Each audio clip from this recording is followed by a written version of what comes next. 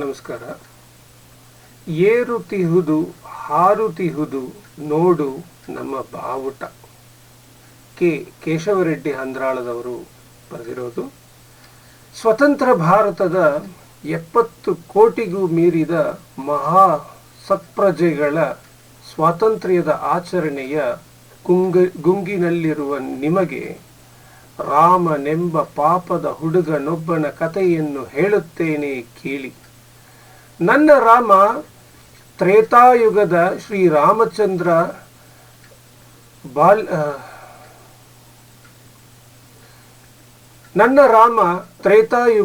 ಶ್ರೀರಾಮಚಂದ್ರನ ಬಾಲ್ಯಾವಸ್ಥೆಯ ಅಪರಾವತಾರವೇನೂ ಅಲ್ಲ, ಅಥವಾ ಯುಟೋಪಿಯಾದ ಭೀಕರ ಕ್ಷಾಮದ ಹಲ್ಲುಗಳಿಗೆ ಸಿಕ್ಕಿಕೊಂಡ ಹುಡುಗನೂ ಅಲ್ಲ. ಏಕೆಂದರೆ ಇಲ್ಲಿ ತಪಸ್ಸಿನಿಂದಲೋ ಯೋಗದಿಂದಲೋ ಮಳೆ ತರಿಸುವ ಕೆರೆ ಕಾಲುವೆಗಳನ್ನು ತುಂಬಿಸುವ ಮಹಾಯತಿಗಳಿದ್ದಾರೆ, ತಪಸ್ವಿಗಳಿದ್ದಾರೆ. ಅವರನ್ನು ಬೆಂಬಲಿಸುವ ಮಹಾನಾಯಕರುಗಳಿದ್ದಾರೆ. ಗಾಂಧಿ ಫೋಟೋದ ಹಿಂದೆ ಸಾರಾಯಿ ಬಾಟಲಿ, ಕೊಡಲಿ ಮಚ್ಚುಗಳನ್ನು ಬಚ್ಚಿಟ್ಟು ಶಾಂತಿಯ ಬಗ್ಗೆ ಭಾಷಣ ಮಾಡುವ, ರಾತ್ರಿಯಲ್ಲಿ ಅತ್ಯಾಚಾರಗಳನ್ನು ಮಾಡುತ್ತಾ ಅದನ್ನೇ ಹಗಲು ಉಗ್ರವಾಗಿ ಟೀಕಿಸುತ್ತಾ ಐಷಾರಾಮಿ ಜೀವನದಲ್ಲಿ ಓಡಾಡುವ ಜನರಿರುವ ಈ ಪುಣ್ಯ ಭೂಮಿಯ ಅತ್ಯಂತ ಸಾಮಾನ್ಯ ಆದರೂ ಅಪರೂಪದ ಹುಡುಗ ನನ್ನ ರಾಮ. ರಾಮನ ಕಥೆಯನ್ನು ಒಂದು ಹಂತದಿಂದ ಶುರು ಮಾಡುತ್ತೇನೆ, ಕೇಳುವಂಥವರಾಗಿ ನನ್ನ ಸ್ವತಂತ್ರ ಭಾರತದ ಪ್ರಜೆಗಳೇ. ರಾತ್ರಿಯ ಕತ್ತಲು ಮೌನದಲ್ಲಿ ಮಳೆಯ ಭೀಕರತೆ ಹೆಚ್ಚಾಗುತ್ತಿತ್ತು. ಆಕಾಶದಿಂದ ಕಿತ್ತು ಬರುತ್ತಿದ್ದಂತಹ ದಪ್ಪನೆಯ ಹನಿಗಳು ಮಾಳಿಗೆಯನ್ನು ಝರ್ ಎಂದು ಅಪ್ಪಳಿಸುತ್ತಿದ್ದವು. ಸ್ವಾತಂತ್ರ್ಯ ದಿನಾಚರಣೆ 8 ದಿನ ಮಾತ್ರ ಉಳಿದಿದೆ. ಜಂತಿಯಿಂದ ಸಣ್ಣದಾಗಿ ನೀರು ತೊಟ್ಟಿಕ್ಕುತ್ತಿತ್ತು. ಮಳೆ ಬಂದಾಗಲೆಲ್ಲ ಹಳೆಯ ಮಣ್ಣು ಮಾಳಿಗೆಯಲ್ಲಿ ನೀರು ತೊಟ್ಟಿಕ್ಕುವುದು ಸಾಮಾನ್ಯವಾಗಿತ್ತು. ಅವ್ವ ಮತ್ತು ಅಕ್ಕ ಇನ್ನೂ ನಿದ್ದೆ ಮಾಡಿರಲಿಲ್ಲ. ಮುಸುಕೆಳೆದುಕೊಂಡ ರಾಮನಿಗೂ ನಿದ್ದೆ ಬಂದಿರಲಿಲ್ಲ. ಯೂನಿಫಾರ್ಮ್ ಹಾಕ್ಕೊಂಡು ಬರೋರು ಮಾತ್ರ ಸ್ವಾತಂತ್ರ್ಯ ದಿನಾಚರಣೆಯ ದಿನ ಪ್ರಾರ್ಥನೆಗೆ ಸೇರಬೇಕು ಎಂದು ಮಧ್ಯಾಹ್ನ ಶಾಲೆಯಲ್ಲಿ ಎಲ್ಲ ಹುಡುಗರನ್ನು ಸೇರಿಸಿ ಹೆಡ್ ಮಾಸ್ಟರ್ ಹೇಳಿದ ಮಾತುಗಳು ರಾಮನ ಕಿವಿಯಲ್ಲಿ ತಮಟೆ ಬಾರಿಸುತ್ತಿದ್ದವು. 7ನೆಯ ತರಗತಿಯಲ್ಲಿ ಓದುತ್ತಿರುವ ರಾಮನಿಗೆ ಇದುವರೆಗೂ ಸ್ವಾತಂತ್ರ್ಯ ದಿನಾಚರಣೆಯ ದಿನದ ಪ್ರಾರ್ಥನೆಯಲ್ಲಿ ಪಾಲ್ಗೊಳ್ಳುವ ಅವಕಾಶ ಬಂದೇ ಇರಲಿಲ್ಲ. ದಿನಾಚರಣೆಯ ದಿನ ಸುಬ್ಬಣ್ಣ ಮಾಸ್ಟರ್ ಯೂನಿಫಾರ್ಮ್ ಹಾಕಿದ ಹುಡುಗರನ್ನೆಲ್ಲ ಧ್ವಜದ ಸುತ್ತ ಭಾರತದ ಭೂಪಟದಂತೆ ನಿಲ್ಲಿಸಿ ಪ್ರಾರ್ಥನೆಯನ್ನು ಹೇಳಿಕೊಡುತ್ತಿದ್ದರೆ ರಾಮನ ಒಡಲು ಉರಿಯುತ್ತಿತ್ತು. ಆದರೆ ರಾಮ ಅಸಹಾಯಕನಾಗಿ ಮನದಲ್ಲೆಲ್ಲನ್ನು ನುಂಗಿ ನಿರಾಶನಾಗುತ್ತಿದ್ದ. ಭಕ್ತಿಯಿಂದ ನಿಂತಲೇ ಧ್ವಜಕ್ಕೆ ನಮಿಸುತ್ತಿದ್ದ. ಮಳೆ ನಿಂತು ಬರೀ ಮಿಂಚು ಮೊಳಗುತ್ತಿತ್ತು. ಜಂತಿಯಿಂದ ತೊಟ್ಟುಕ್ಕುತ್ತಿದ್ದ ನೀರು ಜಾಸ್ತಿಯಾಗುತ್ತಿತ್ತು. ರಾಮ, ನಿದ್ದೆ ಹೋದ್ಯ ಮಗ? ಅವ್ವನ ಧ್ವನಿ ಕೇಳಿ ರಾಮ ಆಲೋಚನೆಗಳಿಂದ ಹೊರಬಂದ. ಯಾಕವ್ವ? ಮುಸುಕು ತೆಗೆಯದೆಯೇ ರಾಮ ಹೇಳಿದ. ಮಾಳಿಗೆ ದೋಣಿ ಕಟ್ಕೊಂಡಿರಬೇಕು, ಸೋರೋದು ಜಾಸ್ತಿ ಆಗದೆ ವಸಿ ಮಾಲ್ಗೆ ಹತ್ತಿ ಪೊರಕೆ ಆಡಿಸ್ತೀಯಾ? ಮಳೆ ನಿಂತೋಗದೆ. ಅವ್ವನ ಮಾತು ಕೇಳಿ ರಾಮ ಗಕ್ಕನೆ ಎದ್ದ. ಗೋಣಿ ತಾಟಿನ ಗೊಂಗಡಿಯನ್ನು ಹಾಕಿಕೊಂಡು ಸಣ್ಣದಾಗಿ ಉರಿಯುತ್ತಿದ್ದ ಲಾಟಿನನ್ನು ಇನ್ನಷ್ಟು ಬತ್ತಿ ಏರಿಸಿ ಆಟದ ಮೇಲಿನ ಗರಿಪೊರಕೆಯನ್ನು ಹಿಡಿದು ಏಣಿಯ ಮೇಲೆ ಮಾಳಿಗೆಯನ್ನು ಹತ್ತುತ್ತಿದ್ದ. ಹುಷಾರು ಮಗ ಎಂದು ಅವ್ವ ಬಾಗಿಲಲ್ಲಿ ನಿಂತುಕೊಂಡು ಪದೇ ಪದೇ ಹೇಳುತ್ತಿದ್ದಳು. ಅಪ್ಪನಿರುವವರೆಗೂ ತನಗಿಂತಹ ಕೆಲಸಗಳು ಸಿಗುತ್ತಿರಲಿಲ್ಲ. ಮಳೆ ಜೋರಾಗಿ ಬೀಳುವಾಗಲೇ ಅಪ್ಪ ಮಾಳಿಗೆಯನ್ನು ಹತ್ತಿ ಸರಿಪಡಿಸುತ್ತಿದ್ದ. ಆಗ ತಾನು ಅಪ್ಪನ ಜೊತೆಯಲ್ಲಿ ಮಾಳಿಗೆ ಹತ್ತಲು ಹೋದಾಗ ಅವ್ವ ತಡೆಯುತ್ತಿದ್ದಳು. ದೋಣಿಗೆ ಅಡ್ಡಲಾಗಿದ್ದ ಮಣ್ಣನ್ನು ತೆಗೆದು ಕೂಡಲೇ ಮಾಳಿಗೆ ಮೇಲೆ ನಿಂತಿದ್ದ ನೀರೆಲ್ಲ ಹೊರಕ್ಕೆ ರಭಸದಿಂದ ಹಾರಿತು. ಪೊರಕೆಯಿಂದ ಮಾಳಿಗೆಯನ್ನೆಲ್ಲ ಆಡಿಸಿದ ರಾಮ ಕೆಳಗಿಳಿದು ಬಂದ. ಬಾಗಿಲ ಅಗುಳಿ ಹಾಕಿ ಲಾಟೀನು ಸನ್ನದ್ದು ಮಾಡಿ ಮತ್ತೆ ಮುಸುಕೆಳೆದುಕೊಂಡು ಮಲಗಿದ. ಮಳೆ ನಿಂತಿದ್ದರಿಂದ ಹೊರಗೆ ಕಪ್ಪೆಗಳ ವಟಗುಟುವಿಕೆ ಜೋರಾಗಿ ಕೇಳಿಬರುತ್ತಿತ್ತು. ಅವ್ವ ತನ್ನ ಬಗ್ಗೆ ಈಗ ಖುಷಿಯಾಗಿರಬೇಕೆಂದುಕೊಂಡ. ಅವ್ವ ಎಂದ. ಏನ್ಲ ಮಗ? ಅಷ್ಟೇ ನಿಧಾನವಾಗಿ ಕೇಳಿದಳು ಮಂಚವ್ವ. ಮುಂದಿನ ವಾರ ಸ್ವಾತಂತ್ರ್ಯ ದಿನಾಚರಣೆ ಮಾಡ್ತಾರೆ ಕಣ ಎಂದು ಪೀಠಿಕೆ ಹಾಕಿದ ರಾಮ. ಅದಕ್ಕೇನ್ ಮಾಡೋಕು ಮಗ? ಖಾಸ್ ಗೀಸ್ ಕೊಡ್ಬೇಕೇ? ಪ್ರಶ್ನಿಸಿದಳು ಮಂಚವ್ವ. ಶಾಲೆಯಲ್ಲಿ ಏನಾದರೂ ನಡೆದರೆ ರಾಮ 4 ಆಣಿ 8 ಆಣಿಗಳನ್ನು ಇಸಿದುಕೊಂಡು ಹೋಗುತ್ತಿದ್ದುದರ ಅರಿವು ಮಂಚವ್ವನಿಗೆ ಬಂದಿತ್ತು. ರಾಮನ ಮೇಲೆ ಅವಳಿಗೆ ಬಹಳ ಪ್ರೀತಿ. ಅವನನ್ನು ಚೆನ್ನಾಗಿ ಓದಿಸಿ ದೊಡ್ಡ ಮನುಷ್ಯನನ್ನಾಗಿ ಮಾಡಬೇಕೆಂಬುದು ಅವಳ ಬಯಕೆಯಾಗಿತ್ತು. ಗಂಡ ಕಾಡಯ್ಯ ಸತ್ತರೂ ಅವಳ ಧೃತಿ ಗೆಟ್ಟಿರಲಿಲ್ಲ. 8 ಆಣಿ ಕೊಡಬೇಕು ಎಂದವನು ಕ್ಷಣ ಹೊತ್ತು ಮಾತು ನಿಲ್ಲಿಸಿ ಮತ್ತೆ ಮುಂದುವರೆಸಿದ. ಯೂನಿಫಾರಂ ಎಂದವನ ಬಾಯಿಯಿಂದ ಮಾತು ಮುಂದಕ್ಕೆ ಹೊರಡಲಿಲ್ಲ. ತನ್ನವ್ವನ ಹರಿದು ಸೀರೆ, ತನ್ನಕ್ಕನ ತೋಳು ಹರಿದು ಜಾಕೆಟು ರಾಮನ ಕಣ್ಮುಂದೆ ತೇಲಿ ಬಂದಿದ್ದವು. ಮಂಚವ್ವನಿಗೆ ರಾಮನ ಭಾಷೆ ಅರ್ಥವಾಗಿತ್ತು. ಕಳೆದ ವರ್ಷವೂ ರಾಮ ಯೂನಿಫಾರ್ಮ್ ಬಗ್ಗೆ ಕೇಳಿದ್ದ. ಅವನಿಗೊಂದು ಯೂನಿಫಾರ್ಮ್ ಹೊಲಿಸುವ ಬಗ್ಗೆ ಅವಳಿಗೂ ಕಾಳಜಿ ಇತ್ತು. ಆದರೆ ಬಟ್ಟೆಯಂಗಡಿಯ ಶೆಟ್ಟರ ಸಾಲ ಅವಳನ್ನು ಕಟ್ಟಿಬಿಡುತ್ತಿತ್ತು. ಯುಗಾದಿ ಹಬ್ಬಕ್ಕೆ ಮೂವರಿಗೂ 2 ಜೊತೆ ಬಟ್ಟೆ ತೆಗೆದುಕೊಂಡರೆ ಮುಗಿಯಿತು. ಮತ್ತೆ ಮುಂದಿನ ಯುಗಾದಿಗೆ ಬಟ್ಟೆ ಹಿಂದಿನ ಸಾಲ ತೀರಿಸಿದರೆ ಮಾತ್ರ ಶೆಟ್ಟಿ ಮತ್ತೆ ಸಾಲವಾಗಿ ಬಟ್ಟೆ ಕೊಡುತ್ತಿದ್ದ. ಸತ್ತ ತನ್ನ ಗಂಡನನ್ನು ಮನದಲ್ಲಿ ಶಪಿಸಿದಳು ಮಂಚವ್ವ. ಶೆಟ್ಟರು ಕೊಟ್ಟಾರ ಮಗ, ಮುಂದಿನ ವರ್ಷ ಆದ್ರೆ ಉಳಿಸ್ತೀನಿ ಬಿಡು. ಮಂಚವ್ವನ ಭಾರವಾದ ಮಾತುಗಳಲ್ಲಿ ಬಾಲ್ಯದ ಬಟ್ಟೆಯಂಗಡಿಯ ಡೊಳ್ಳು ಹೊಟ್ಟೆಯ ಉಬ್ಬಲಿನ ಕಪ್ಪು ಮುಖದ ಆದಿನಾರಾಯಣ ಶೆಟ್ಟಿ ಪ್ರತ್ಯಕ್ಷನಾಗಿ.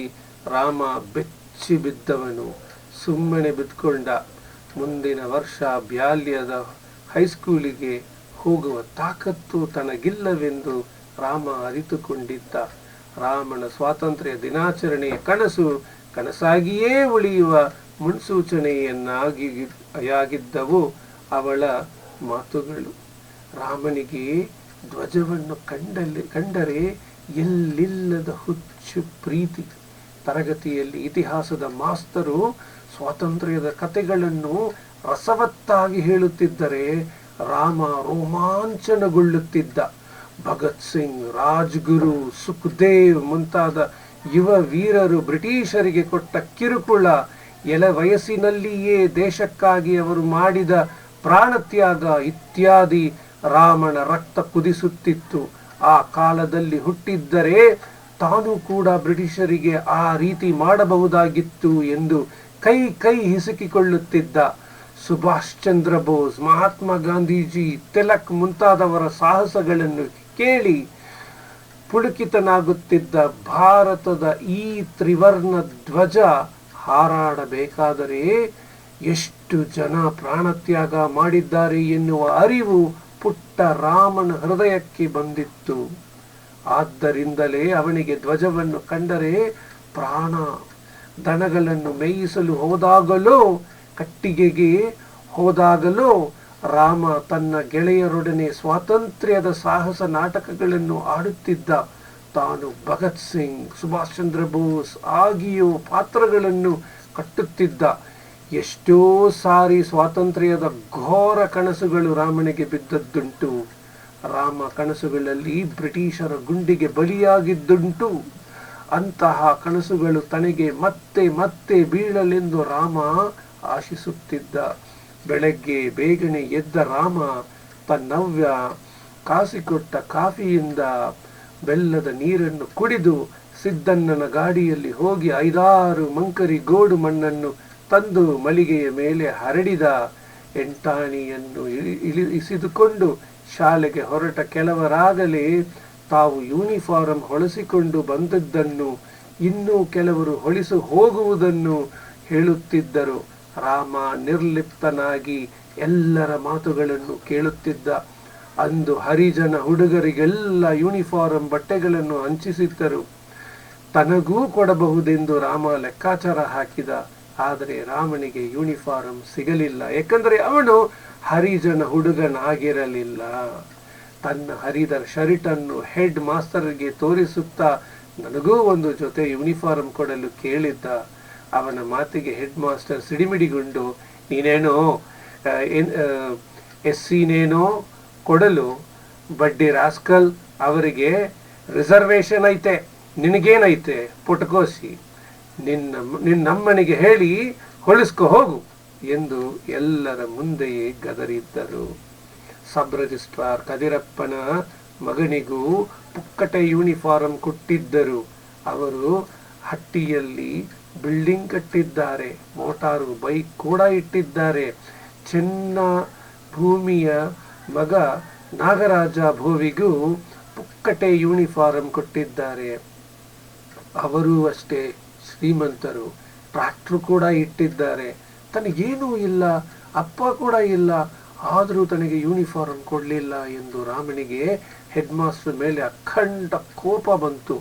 ಆದರೆ ಅವನ ಅಸಹಾಯಕವಾಗಿದ್ದ.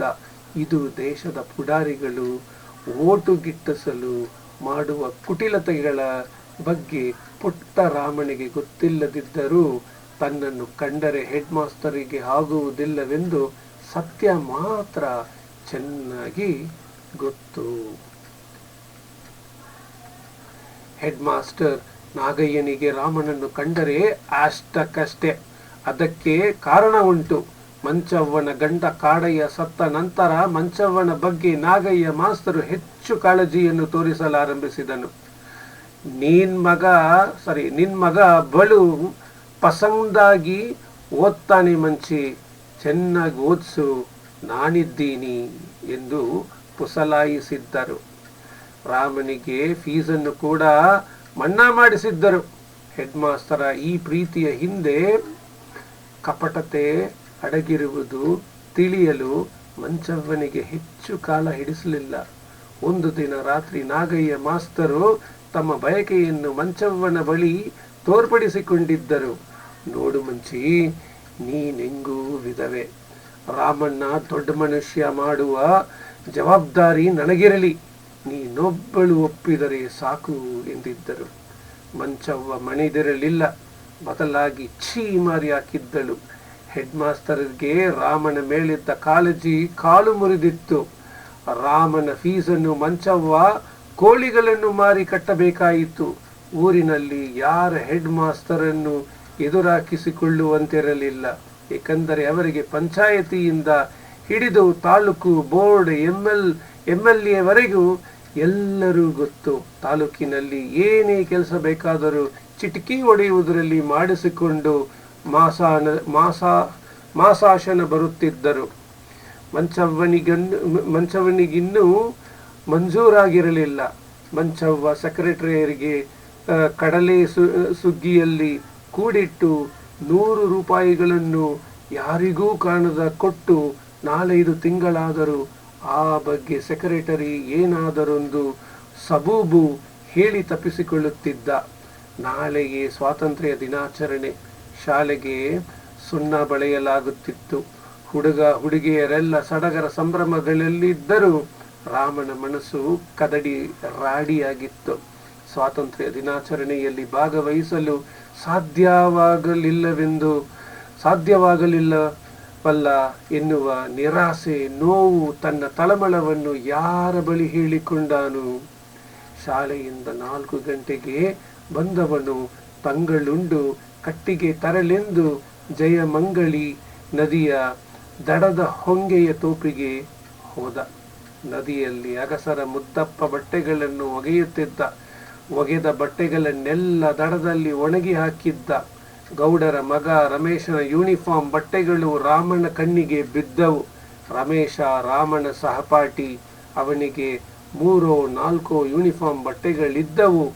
ಬೇರೆ ಬಣ್ಣದ ಬಟ್ಟೆಗಳಿಗಂತೂ ಲೆಕ್ಕವೇ ಇರಲಿಲ್ಲ. ನಾಳೆಯ ಮಟ್ಟಿಗೆ ತನಗೊಂದು ಜೊತೆ ಯೂನಿಫಾರ್ಮ್ ಎರವಲು ಕೊಡುವಂತೆ ರಮೇಶನನ್ನು ಕೇಳಬೇಕು ಎಂದುಕೊಂಡ. ಮರುಕ್ಷಣವೇ ನಿರಾಸೆಯಾಯಿತು. ಏಕೆಂದರೆ ರಮೇಶನಿಗೆ ರಾಮನನ್ನು ಕಂಡರೆ ಆಗುತ್ತಿರಲಿಲ್ಲ. ರಾಮ ತರಗತಿಯಲ್ಲಿ ಎಲ್ಲರಿಗಿಂತಲೂ ಬುದ್ಧಿವಂತನಾಗಿದ್ದ. ಎಷ್ಟೋ ಸಾರಿ ರಮೇಶನಿಗೆ ಭಾರದ ಉತ್ತರವುಗಳನ್ನು ಹೇಳಿ ಉಪಾಧ್ಯಾಯರ ಆದೇಶದಂತೆ ರಮೇಶನಿಗೆ ಕೆನ್ನೆಗೆ ಹೊಡೆದಿದ್ದ. ಆದ್ದರಿಂದಲೇ ರಮೇಶ ಏನೇ ತಿಂಡಿ ತಂದರೂ ಐಸ್ ತೆಗೆದುಕೊಂಡರೂ ರಾಮನ ಎದುರಿಗೆ ಎಲ್ಲರಿಗೂ ಕೊಟ್ಟು ರಾಮನಿಗೆ ಮಾತ್ರ ಕೊಡುತ್ತಿರಲಿಲ್ಲ. ರಾಮನಿಗೆ ತಲೆಯಲ್ಲಿ ಚಕ್ಕನೆ ಉಪಾಯವೊಂದು ಮಿಂಚಿತು. ಮುದ್ದಪ್ಪ ತಲೆ ತಗ್ಗಿಸಿಕೊಂಡು ಬಟ್ಟೆ ಒಗೆಯುತ್ತಿದ್ದ. ಒಣಗಿ ಹಾಕಿದ್ದ ಒಂದು ಜೊತರ ಯೂನಿಫಾರ್ಮ್ ಬಟ್ಟೆಯನ್ನು ತೆಗೆದುಕೊಂಡು ರಾಮ ಕಟ್ಟಿಗೆಯ ಅಡ್ಡಿಯಲ್ಲಿಟ್ಟುಕೊಂಡು ಹೊಂಗೆಯ ತೋಪಿನಲ್ಲಿ ಮಾಯವಾದ. ಸಂಜೆಗೆ ಯಾರಿಗೂ ಕಾಣದಂತೆ ಬಂದು ತಮ್ಮ ಬಣವೆಯ ಬೇವಿನ ಗಿಡದಲ್ಲಿ ಬಚ್ಚಿಟ್ಟ. ಏನಾದರಾಗಲಿ ತಾನು ನಾಳೆ ಸ್ವಾತಂತ್ರ್ಯ ದಿನಾಚರಣೆಯಲ್ಲಿ ಭಾಗವಹಿಸಲೇಬೇಕು ಎಂದು ತೀರ್ಮಾನಿಸಿದ. ಅಂದು ಸಂಜೆಯ ಗೌಡರ ಮಗನ ಕಳೆದುಕೊಂಡು ಬಟ್ಟೆಯ ಸುದ್ದಿ ಊರೆಲ್ಲ ಹರಡಿತ್ತು. ಉಂಡು ಮಲಗಿದ್ದ ರಾಮನಿಗೆ ನಿದ್ದೆ ಹತ್ತಲಿಲ್ಲ. ತಾನು ಮಾಡಿದ್ದು ಸರಿಯೇ, ಸತ್ಯವನ್ನ ಹೇಳಬೇಕು, ಕಳ್ಳತನ ಮಾಡಬಾರದು ಎನ್ನುವ ಗಾಂಧಿಯ ಪಾಠದ ಸಾಲುಗಳು ರಾಮನನ್ನು ಚುಚ್ಚತೊಡಗಿದವು. ಸದ್ಯದ ಪರಿಸ್ಥಿತಿಯಲ್ಲಿ ತಾನು ಮಾಡಿದ್ದ ಸರಿ ಎನಿಸಿತ್ತು. ರಾಮನಿಗೆ ದಿನಾಚರಣೆ ಮುಗಿಯುತ್ತಲೇ ರಮೇಶನ ಯೂನಿಫಾರ್ಮ್ ಬಟ್ಟೆಯನ್ನು ಹಿಂತಿರುಗಿಸಿ ಕ್ಷಮೆ ಕೇಳಬೇಕೆಂದು ನಿರ್ಧರಿಸಿದ. ಬೆಳಗ್ಗೆ 7 ಗಂಟೆಗೆಲ್ಲ ಶಾಲೆಯ ಹತ್ತಿರ ವಿದ್ಯಾರ್ಥಿಗಳು ಸೇರಿದ್ದರು. 8 ಗಂಟೆಗೆಲ್ಲ ಧ್ವಜಾರೋಹಣ ಮಾಡಿದರು. ಮುಖ್ಯ ಅತಿಥಿಗಳಾಗಿ ತಾಲೂಕು ಬೋರ್ಡ್ ಪ್ರೆಸಿಡೆಂಟರಾದ ರಾಮಸ್ವಾಮಿ ಆಗಮಿಸಿದ್ದರು. ಊರಿನ ಗಣ್ಯರೆಲ್ಲ ನೆರೆದಿದ್ದರು. ಸುಬ್ಬಣ್ಣ ಮಾಸ್ತರು ಮಾಮೂಲಿಯಂತೆ ಯೂನಿಫಾರ್ಮ್ ಹಾಕಿರುವ ಹುಡುಗರನ್ನೆಲ್ಲ ಒಂದೆಡೆ ಸೇರಿಸಿದರು. ಅವರನ್ನು ಧ್ವಜದ ಸುತ್ತ ಭಾರತದ ಭೂಪಟದಂತೆ ನಿಲ್ಲಿಸಿದರು. ಆ ಸಾಲಿನಲ್ಲಿ ಅದೂ ಹಿಮಾಲಯದ ತುದಿಯಲ್ಲಿ ರಮೇಶನ ದೃಷ್ಟಿಗೆ ರಾಮ ಬೀಳದೆ ಇರಲಿಲ್ಲ. ಅವನು ರಾಮನನ್ನು ನೋಡಿಯೇ ನೋಡಿದ. ಹೌದು, ರಾಮ ತೊಟ್ಟಿರುವುದು ನನ್ನ ಯೂನಿಫಾರ್ಮ್. ಅವನು ಹುಟ್ಟಿರುವುದೇ ನನ್ನ ಯೂನಿಫಾರ್ಮ್ ಕದಿಯಲು ಹಾಗೂ ನನ್ನ ಕೆನ್ನೆಗೆ ಬಾರಿಸಲು ಎನ್ನಿಸಿತು ರಮೇಶನಿಗೆ. ರಮೇಶ್ ಹೆಡ್ ಮಾಸ್ಟರ್ ಹತ್ತಿರ ಹೋದ. ರಾಮ ನನ್ನ ಯೂನಿಫಾರ್ಮ್ ಕದ್ದವನೇ ಸಾರ್ ಎಂದ ಅಳುತ್ತ. ಗೌಡರು ಅಲ್ಲಿಯೇ ಇದ್ದರು. ಹೆಡ್ ಮಾಸ್ಟರ ಕೋಪ ನೆತ್ತಿಗೇರಿತು. ರಾಮನ ತಲೆಗೂದಲನ್ನು ಹಿಡಿದು ಸಾಲಿನಿಂದ ಆಚೆಗೆ ಎಳೆದರು. ರಾಮ ಹಿಮಾಲಯದ ಬೆಟ್ಟಗಳಿಂದ ಕನ್ಯಾಕುಮಾರಿ ಸಮುದ್ರಕ್ಕೆ ಬಿದ್ದಿದ್ದ. ಬಡ್ಡಿ ಮಗನೇ, ಸ್ವಾತಂತ್ರ್ಯದ ದಿನವೇ ಕಳ್ಳತನ ಮಾಡುತ್ತಿದ್ದೀಯಾ? ಸ್ಕೂಲ್ ಕೆಟ್ಟಿಸರು ತಂದ್ಬಿಟ್ಟೆ.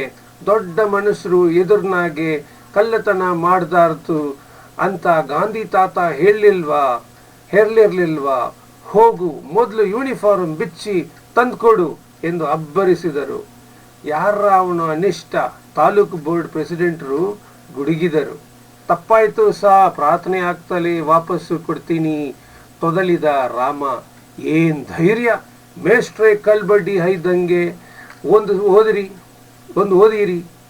ಏನ್ ಧೈರ್ಯ ಮೇಷ್ಟ್ರೆ, ಕಲ್ಬಡ್ಡಿ ಹೈದಂಗೆ ಒಂದು ಓದಿರಿ ಅಂತ ಹೇಳ್ದ. ತನ್ನ ಮಗನ ಬಟ್ಟೆ ಕದ್ದಿದ್ದರಿಂದ ಕೋಪಗೊಂಡಿದ್ದ ಗೌಡರು ಬಿರುಸಾಗಿ ನುಡಿದರು. ಹೆಡ್ ಮಾಸ್ಟರ್ ರಾಮನನ್ನು ಹಿಡಿದು ಬಲವಾಗಿ ಪಕ್ಕಕ್ಕೆ ನೂಕಿದರು. ರಾಮ ರಭಸದಿಂದ ನೆಲಕ್ಕೆ ಬಿದ್ದ. ಕೈಕಾಲು ಪರಚಿ ಹೋಗಿ ಒಂದಿಷ್ಟು ರಕ್ತ ಬಂದಿತ್ತು. ರಾಮನ ಕಣ್ಣುಗಳು ನೀರಾಡಿದವು. ಅವನು ಊರನ್ನು ಸಮೀಪಿಸುತ್ತಿದ್ದಂತೆ ಶಾಲೆಯ ಕಡೆಯಿಂದ ಗಟ್ಟಿಯಾಗಿ ಹಾಡು ಕೇಳಿಬರುತ್ತಿತ್ತು. ಆರು ತಿಹುದು ಏರು ತಿಹುದು ನೋಡು ನಮ್ಮ ಬಾವುಟ, ತೋರು ತಿಹುದು ಒಡೆದು ಬಾಣಿ ನಗಳ ಪಟಪಟ. ರಾಮನ ಒಡಲಾಳದಿಂದ ದುಃಖ ಉಮ್ಮಳಿಸಿ ಬಂತು. ಮನೆಗೆ ಬಂದಾಗ ಮಂಚವ್ವ ರಾಕ್ಷಸಿಯಾಗಿದ್ದಳು.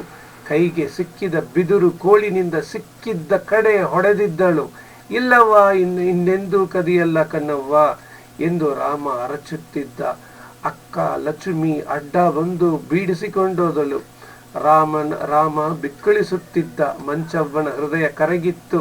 ರಾಮನ ಕಣ್ಣೀರನ್ನು ಒರೆಸುತ್ತಾ, ಮುಂದಿನ ಸಲಕ್ಕೆ ಖಂಡಿತವಾಗಿಯೂ ನಿನ್ಗೊಂದು ಯೂನಿಫಾರ್ಮ್ ಕೊಡಿಸ್ತೀನಿ ಮಗ. ತಾನು ಬಿಕ್ಕಳಿಸಿದಳು. ಲಕ್ಷ್ಮಿ ರಮೇಶನ ಬಟ್ಟೆಗಳನ್ನು ಅವರ ಮನೆಗೆ ಹಿಂತಿರುಗಿಸಿದಳು. ಅಂದು ಶಾಲೆಗೆ ಬಂದವರಿಗೆಲ್ಲ ಹೆಡ್ ಮಾಸ್ತರು ಭರ್ಜರಿ ಸತ್ಕಾರ ಮಾಡಿದ್ದರು. ರಾತ್ರಿಗೆ ಪ್ರೆಸಿಡೆಂಟರು ಅಲ್ಲಿಯೇ ಉಳಿದುಕೊಂಡರು. ಹೆಡ್ ಮಾಸ್ಟರ್ ಖಾಸ ಸ್ನೇಹಿತರೆಲ್ಲವೇ ಗುಂಡಿಲ್ಲದೆ ಊಟ ಮಾಡುವವರಲ್ಲ ಅವರು. ಹೆಡ್ ಮಾಸ್ತರು ಮಧುಗಿರಿಯಿಂದ ಎಲ್ಲವನ್ನು ತರಿಸಿ ಸಿದ್ಧಪಡಿಸಿದ್ದರು. ಗುಂಡಿನೊಂದಿಗೆ ಗಡ್ಡದ್ದಾಗಿ ಬಾಡಿನೂಟವೂ ಆಯಿತು. ಊಟ ಮುಗಿದ ನಂತರ ತಾಂಬೂಲವನ್ನು ಮೆಲ್ಲುತ್ತಾ ಪ್ರೆಸಿಡೆಂಟರ್ ಎಂದರು, ಎಲ್ಲ ಸರಿ ಹೆಡ್ ಮಾಸ್ಟ್ರೇ, ಇವತ್ತು ಸ್ವಾತಂತ್ರ್ಯ ದಿನಾಚರಣೆ ಸಂತೋಷ ಸ್ವಾಗಿರಿಸಬೇಕು. 5 ಅಡಿ ಕೋಳಿ ಒಂದು ಸಟ್ ಆದ್ರೆ ತುಂಬಾ ಸಂದಾಗಿರ್ತೈತೆ. ಇದರಮ್ಮನ್ ಕುಡಿದ್ರೆ ನೋಡು, ಅದು ಬೇಕೇ ಬೇಕು ಅನ್ಸ್ತೈತೆ. ಯಾವುದಾದ್ರೂ ಇದ್ರೆ ನೋಡು ಮೇಷ್ಟ್ರೆ. ತಲೆದೂಗುತ್ತಾ ಗೌಡರು ಧ್ವನಿ ಸೇರಿಸಿದರು, ನಿಮ್ಮ ಹ್ಯಾಬಿಟ್ ನನಗೆ ಚೆನ್ನಾಗಿ ಗೊತ್ತು ಸಾಹೇಬ್ರ. ಅದಕ್ಕೆಲ್ಲ ಅರೇಂಜ್ಮೆಂಟ್ ಮಾಡಿದ್ದೀನಿ. ನಿಮ್ಮ ನಸೀಬು ಚೆನ್ನಾಗಿದೆ. ಇವತ್ತು ಒಳ್ಳೆ ಮಾಲೆ ದಕ್ಕುತ್ತೈತೆ. ಸ್ಕೂಲಾಗ ಇರಿ ಎಂದ್ರು ಹೆಡ್ ಮಾಸ್ಟ್ರು. ರಾತ್ರಿ ಕಲ್ಲು ನೀರು ಕರಗುವ ಹೊತ್ತು ರಾಮನಿಗೆ ನಿದ್ದೆ ಬರಲಿಲ್ಲ. ಅವನ ಮನದಲ್ಲಿ ಏನೆಲ್ಲ ಭಾವನೆಗಳು. ತಾನು ಒಂಟಿಯಾಗಿ ಧ್ವಜದ ಮುಂದೆ ನಿಲ್ಲಬೇಕು. ಸ್ವಾತಂತ್ರ್ಯ ದಿನಾಚರಣೆಯನ್ನು ಒಬ್ಬನೇ ಸ್ವತಂತ್ರವಾಗಿ ಆಚರಿಸಬೇಕು. ಸದ್ದಿಲ್ಲದೆ ಹೊರಕ್ಕೆ ಬಂದ ರಾಮ ಶಾಲೆಯ ದಾರಿ ಹಿಡಿದ. ಧ್ವಜದ ಮುಂದೆ ನಿಂತ. ಬಿದಿರುಗಲುವಿನ ಮೇಲೆ ರಾತ್ರಿಯ ಮೌನದಲ್ಲಿ ಅನಾಥವಾಗಿ ಹಾರಾಡುತ್ತಿದ್ದ ಧ್ವಜವನ್ನೇ ನೋಡುತ್ತಿದ್ದ. ರಾಮನಿಗೆ ಶಾಲೆಯಲ್ಲಿ ಪಿಸು ಪಿಸು ಧ್ವನಿಯೊಂದಿಗೆ ರೋಧಿಸುವ ಧ್ವನಿಯು ಕೇಳಿಸಿತು.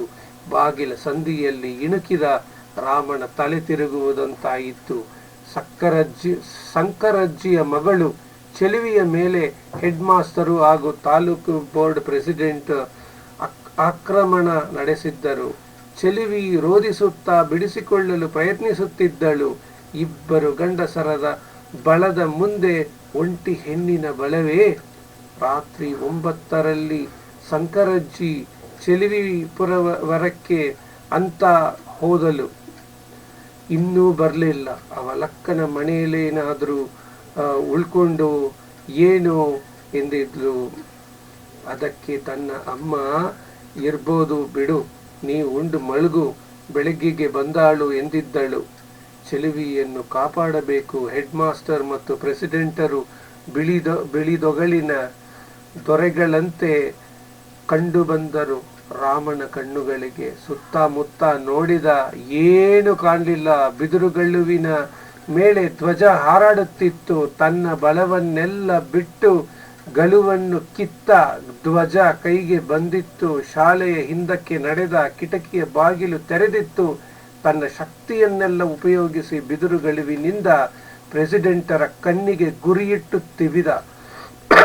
ಕಣ್ಣುಗುಡ್ಡೆ ಹೊರಕ್ಕೆ ಬಂತು. ನಾ ಸತ್ತೇ ಎಂದು ಕಿರುಚಿದ ಪ್ರೆಸಿಡೆಂಟರು ಚೆಲುವಿಯನ್ನು ಬಿಟ್ಟರು.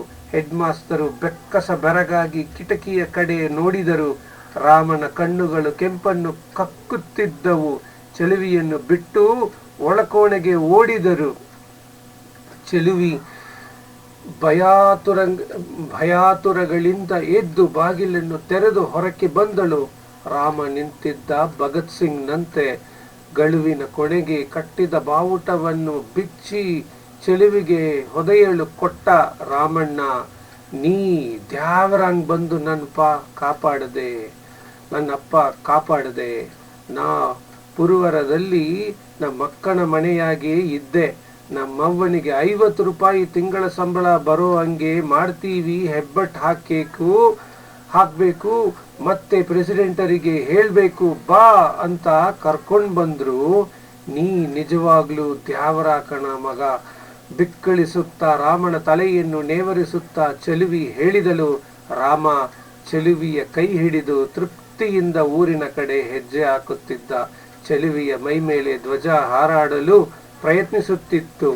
ರಾಮನ ಮನದಲ್ಲಿ ಆ ಕ್ಷಣ ಭಗತ್ ಸಿಂಗ್, ಸುಭಾಷ್ ಚಂದ್ರ ಬೋಸ್ ತೇಲಿ ಬಂದಿದ್ದರು. ಇದು ರಾಮನ ಕಥೆಯಾಯಿತು. ವಂದನೆಗಳು.